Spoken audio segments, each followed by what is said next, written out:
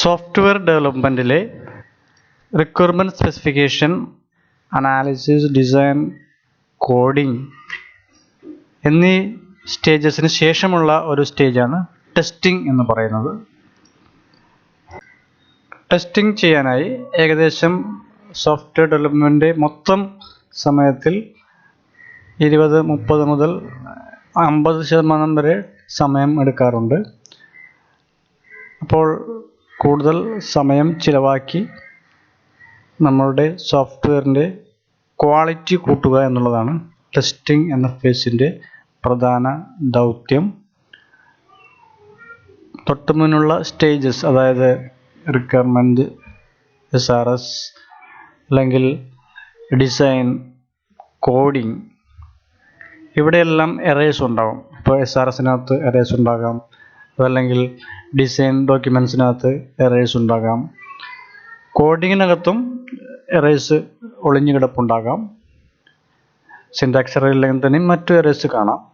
അപ്പോൾ ഈയുള്ള എല്ലാ എറേഴ്സിനെയും തിരുത്തുക എന്നുള്ളതാണ് ടെസ്റ്റിങ്ങിനകത്ത് ചെയ്യേണ്ടത്. ഇപ്പോൾ ടെസ്റ്റിംഗ് ചെയ്യാനായി സാധാരണ ടെസ്റ്റ് കേസസ് എന്നൊരു പദമുണ്ട്. കുറേയധികം ടെസ്റ്റ് കേസസ് തയ്യാറാക്കുന്നു. ആ ടെസ്റ്റ് കേസസിനെ ഇവാലുവേറ്റ് ചെയ്യുന്നു. അത് ടെസ്റ്റ് കേസസ് കൊടുക്കുമ്പോൾ സിസ്റ്റം എങ്ങനെയാണ് പെർഫോം ചെയ്യുന്നത് എന്ന് നോക്കുന്നു. അപ്പോൾ ടെസ്റ്റിങ്ങിൻ്റെ പ്രധാനപ്പെട്ട വിജയം എന്ന് പറയുന്നത് ഈ ടെസ്റ്റ് കേസസ് ഉണ്ടാക്കുന്നതിലാണ്. അപ്പോൾ ശരിയായ വിധം ടെസ്റ്റ് കേസസ് ഉണ്ടാക്കുകയും അതിനെ ശരിയായ രീതിയിൽ എക്സിക്യൂട്ട് ചെയ്ത് അതിൻ്റെ റിസൾട്ട് നോട്ട് ചെയ്ത് അതിൻ്റെ എഫക്റ്റ് നോക്കുമ്പോഴാണ് ഒരു ടെസ്റ്റിങ്ങിൻ്റെ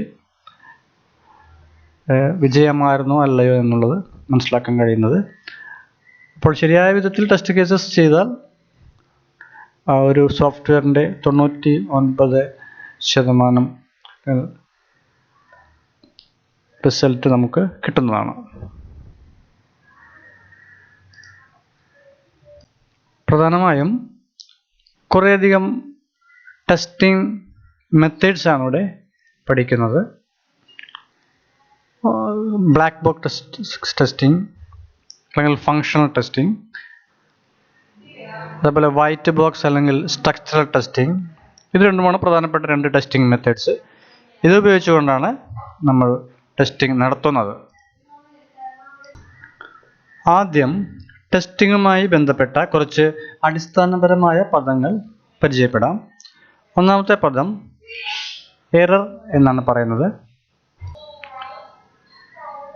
നമുക്ക് ഒരു പ്രോബ്ലത്തിൽ കമ്പ്യൂട്ട് ചെയ്ത് കിട്ടിയ അല്ലെങ്കിൽ അത് നമ്മൾ മെഷർ ചെയ്ത വാല്യൂ സോഫ്റ്റ്വെയറിനെ സംബന്ധിച്ചും അതൊരു actual output of the software ആണ്. അതും ശരിയാക്കി കിട്ടേണ്ട വാല്യൂ, ആ വാല്യൂ അല്ലെങ്കിൽ ശരിയായി കിട്ടേണ്ട ഔട്ട്പുട്ട്, കറക്റ്റ് ഔട്ട്പുട്ട്, അത് തമ്മിലുള്ള വ്യത്യാസമാണ് എറർ എന്നുള്ള പദം കൊണ്ട് ഉദ്ദേശിക്കുന്നത്. അപ്പോൾ നമുക്ക് കിട്ടിയ ഔട്ട്പുട്ടും ശരിക്കും കിട്ടേണ്ട ഔട്ട്പുട്ടും തമ്മിലുള്ള വ്യത്യാസത്തെയാണ് എറർ എന്നുകൊണ്ട് ഉദ്ദേശിക്കുന്നത്. രണ്ടാമതായി ഉപയോഗിക്കുന്ന പദം ഫോൾട്ടാണ്. എറർ പോലെ തന്നെ നമ്മൾ ഉപയോഗിക്കുന്ന ഒരു പദമാണ് ഫോൾട്ട്. ഫോൾട്ട് വരുന്നത് ഒരു സോഫ്റ്റ്വെയർ അല്ലെങ്കിൽ സിസ്റ്റത്തിൽ നമ്മൾ ഉദ്ദേശിച്ച ഒരു ഫങ്ഷൻ പ്രവർത്തിക്കുന്നില്ല, അതിനുള്ള ഒരു കേസ് അല്ലെങ്കിൽ കണ്ടീഷനായിട്ടാണ് ഫോൾട്ടിനെ നമ്മൾ പറയാറുള്ളത്. അപ്പോൾ ഇതുമായി റിലേറ്റ് ചെയ്ത് വേറൊരു പദം ബഗ്ഗാണ്. ഇത് സോഫ്റ്റ്വെയർ ബഗ് എന്നൊക്കെ പറയുന്നത് കേൾക്കാം. അപ്പോൾ ബഗ് എന്ന് പറഞ്ഞാലും അതിന് ഫോൾട്ടിൻ്റെ അതേ മീനിങ് ആണ് വരുന്നത്. പിന്നെ ചില സമയങ്ങളിൽ നമ്മൾ എററും ഫോൾട്ടും ബഗ്ഗും എല്ലാം ഒരേ മീനിങ്ങോട് കൂടി ഉപയോഗിക്കാറുണ്ട്.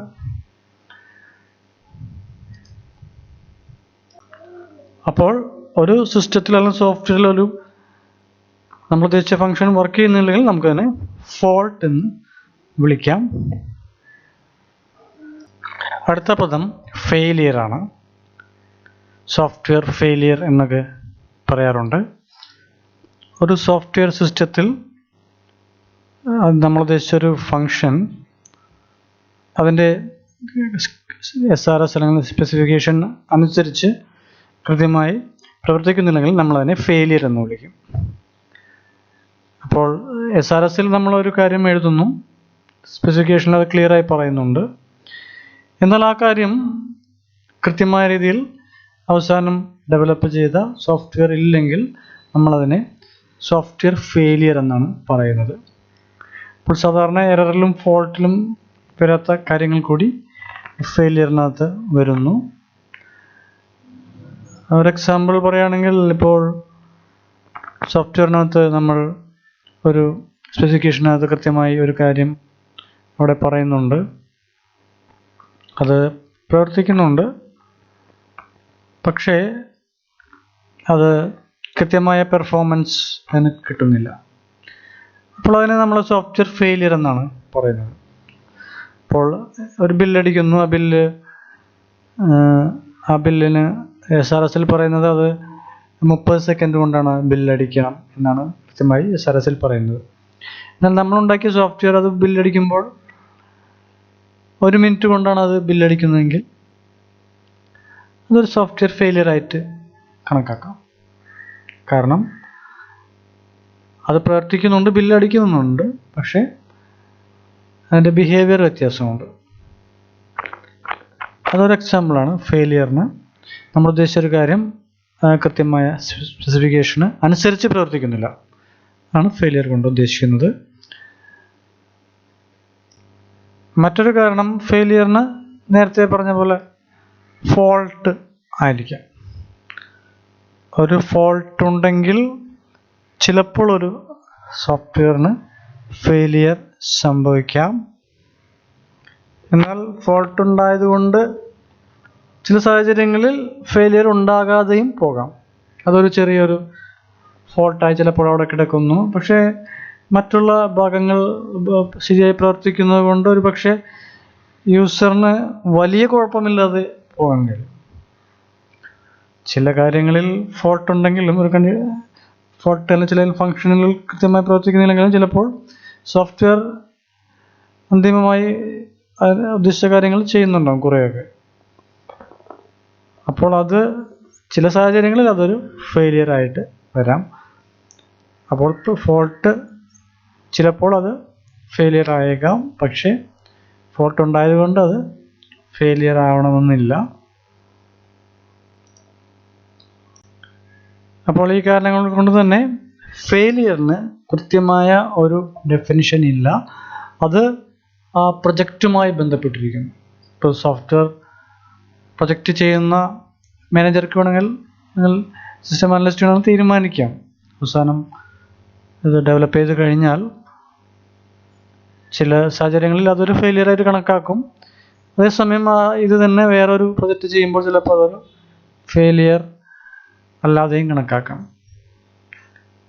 അപ്പോൾ ചില പ്രൊജക്റ്റുകൾ നമുക്കറിയാം റിയൽ ടൈം സിസ്റ്റംസിൽ അത് കൃത്യമായ ഔട്ട്പുട്ട് തന്നെ വേണ്ടി വരും. നേരത്തെ പറഞ്ഞ ബില്ലിൻ്റെ കേസ് തന്നെ 30 മിനിറ്റ് കൊണ്ട് അടിക്കേണ്ട ഒരു ബില്ല് 1 മിനിറ്റ് കൊണ്ടാണ് അടിക്കുന്നതെങ്കിൽ റിയൽ ടൈം സിസ്റ്റംസ് ആണെങ്കിൽ അവിടെ അതൊരു പരാജയമാണ്, അതൊരു സോഫ്റ്റ്വെയർ ഫെയിലിയറാണ്.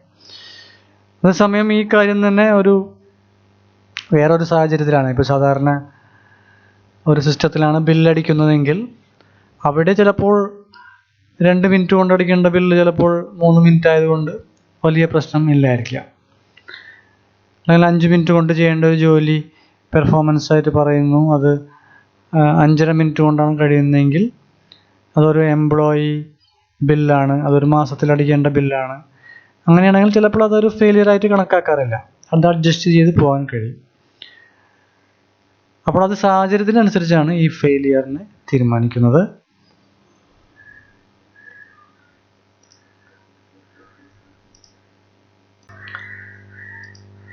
എറർ, ഫോൾട്ട്, ഫെയിലിയർ, ഇത് അങ്ങോട്ടും ഇങ്ങോട്ടും കുറച്ച് ബന്ധങ്ങളുണ്ട് ഈ പദങ്ങൾക്ക്. എറർ ഉണ്ടെങ്കിൽ ഒരു ഫെയിലിയർ തീർച്ചയായും ഉണ്ടാകും. എറർ ഒരു സോഫ്റ്റ്വെയർ സിസ്റ്റത്തിൽ ഉദ്ദേശിക്കുന്നത് അതിന് തീർച്ചയായും ഒരു ഫെയിലിയർ ഉണ്ടാകണം എന്ന് തന്നെയാണ്. ഫെയിലിയർ ഉണ്ടെങ്കിൽ അതിനർത്ഥം ഏതെങ്കിലും ബഗ് അല്ലെങ്കിൽ ഏതെങ്കിലും ഒരു ഫോൾട്ട് സിസ്റ്റത്തിലുണ്ട് എന്ന് തന്നെയാണ്. ഇപ്പോൾ ഫെയിലിയർ ഉണ്ടെങ്കിൽ തീർച്ചയായും ഒരു ഫോൾട്ട് അവിടെ ഉണ്ട്. അതേസമയം ഫോൾട്ട് ഉണ്ടെങ്കിൽ അത് ചിലപ്പോൾ അതൊരു ഫെയിലിയർ ആയിട്ട് കണക്കാക്കണം എന്നില്ല. കാരണം നേരത്തെ പറഞ്ഞ പോലെ ചില ബഗ്സ് എല്ലാം ഉള്ളതുകൊണ്ട് ഫെയിലിയർ ആകണം എന്ന് ഇല്ല.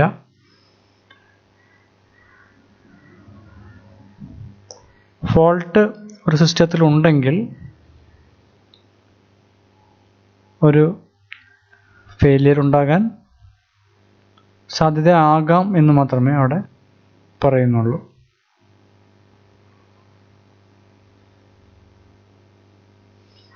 ചില കേസുകളിൽ ഫോൾട്ടുകൾ ഫെയിലിയറിന് കാരണം ആകാം.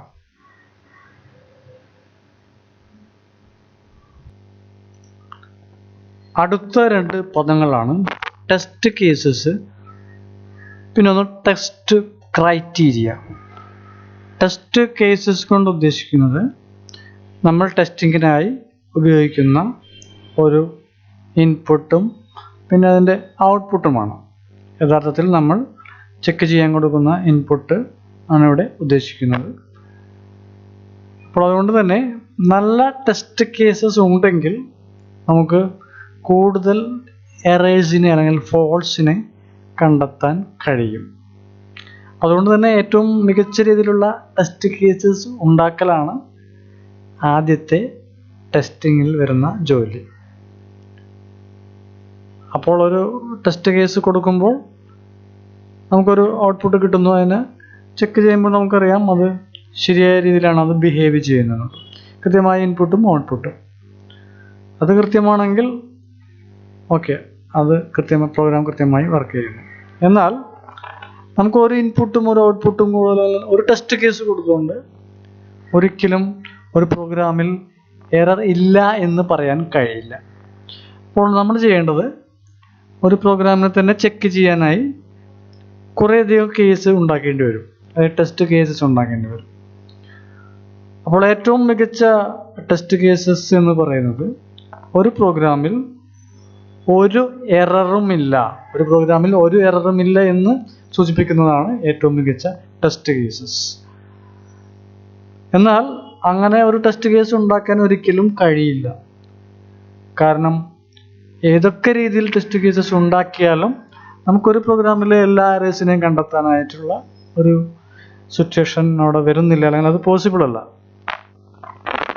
എത്ര തന്നെ ബുദ്ധിമുട്ടി നമ്മൾ ടെസ്റ്റ് കേസസ് എങ്ങനെയൊക്കെ ഉണ്ടായാലും ചില ലൂപ്പ് ഹോൾ അതിനകത്ത് വന്നിട്ട് നമുക്ക് ചില സാഹചര്യങ്ങളിൽ ഇതിനകത്ത് എറർ കടന്നു കൂടും. കൂടാതെ ഒരു ടെസ്റ്റ് കേസ് ഉണ്ടാക്കുമ്പോൾ തന്നെ നമുക്ക് തന്നെ ചിലവുണ്ട്. അത് എക്സിക്യൂട്ട് ചെയ്യാൻ പ്രോഗ്രാം മണി, മെഷീൻ മണി.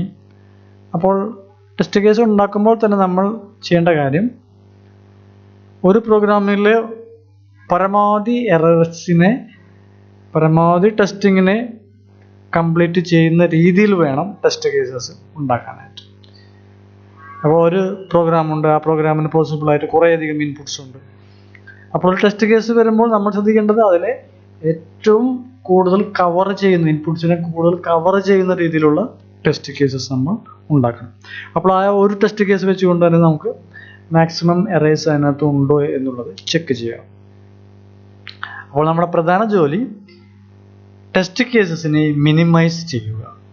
ഏറ്റവും കുറച്ച് ടെസ്റ്റ് കേസസ് കൊണ്ട് കൂടുതൽ എറേഴ്സിനെ കണ്ടെത്തണം. അപ്പോൾ കുറച്ച് ടെസ്റ്റ് കേസ്, കൂടുതൽ എറേഴ്സ്, അതാണ് നമ്മുടെ ലക്ഷ്യം. Maximise the number of errors and minimise the number of test cases.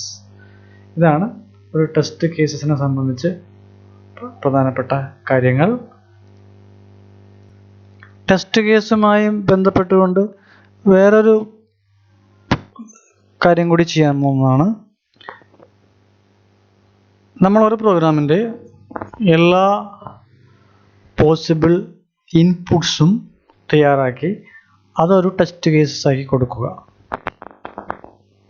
അപ്പോൾ അതിന് എല്ലാ എറേഴ്സിനെയും ഓട്ടോമാറ്റിക്കലി കവർ ചെയ്യാൻ പറ്റും. അതിനാണ് സാധാരണ എക്സോസ്റ്റീവ് ടെസ്റ്റിംഗ് എന്ന് പറയുന്നത്. ഒരു പ്രോഗ്രാമിൻ്റെ എല്ലാ പോസിബിൾ ഇൻപുട്സും. എന്നാൽ ഇത് പ്രാക്ടിക്കലി ഒരിക്കലും നടക്കാത്ത കാര്യമാണ്. കാരണം ചില പ്രോഗ്രാമിനെല്ലാം ഒത്തിരി ലാർജ് നമ്പർ ഓഫ് ഇൻപുട്സ് അവിടെ പോസിബിൾ ആയിരിക്കും. അതുകൊണ്ട് തന്നെ നമുക്കൊരിക്കലും ഇത് കംപ്ലീറ്റ് ചെയ്യാൻ പറ്റില്ല.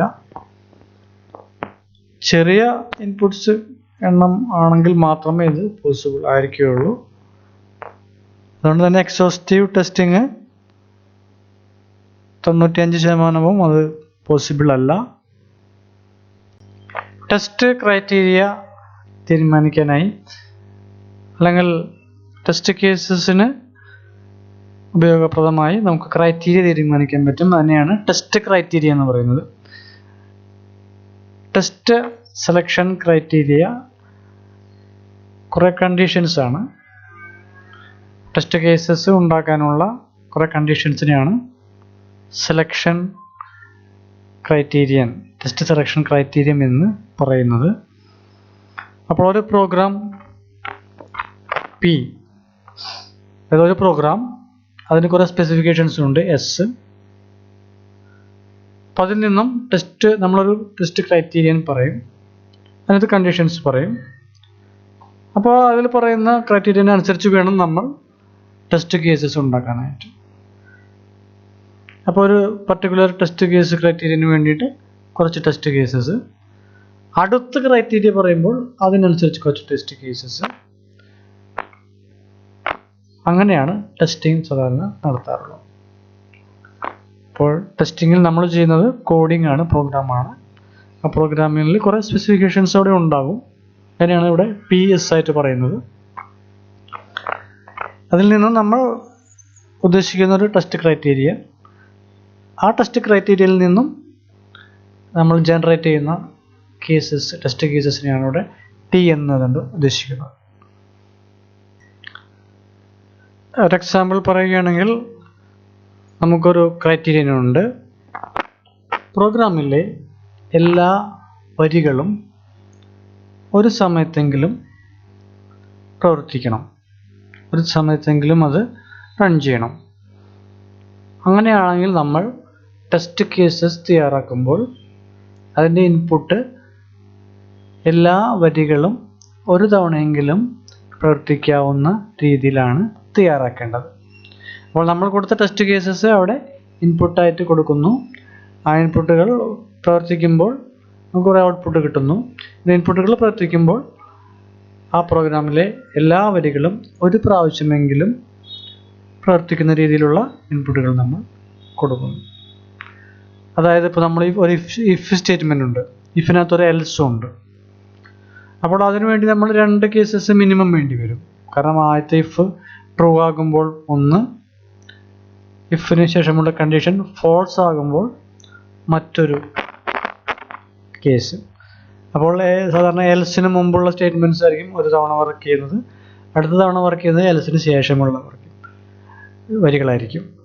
അപ്പോൾ നമുക്ക് 2 ഇൻപുട്ട് കൊണ്ട്, 2 ടെസ്റ്റ് കേസ് കൊണ്ട് ആ ഒരു ലൂപ്പിലെ എല്ലാ സ്റ്റേറ്റ്മെൻറ്റ്സും ഒരു തവണയെങ്കിലും പ്രവർത്തിച്ചു എന്ന് ഉറപ്പുവരുത്താൻ കഴിയും.